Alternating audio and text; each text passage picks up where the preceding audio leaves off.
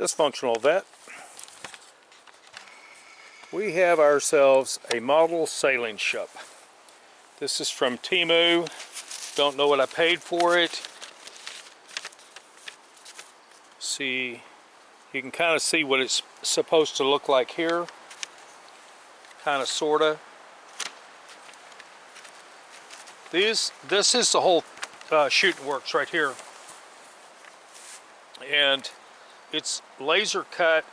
I need to get a fine file so once I break these out I can sand them off. It's a little bit thicker than a 1/16 of an inch.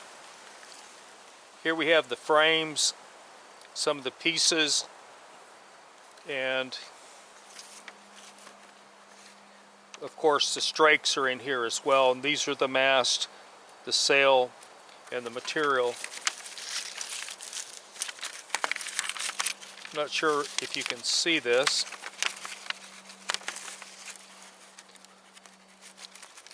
That should be the sail plan once it's done. However, the instructions are microfine. If you're going to put one of these together, get a pocket loop so that you can read the writing.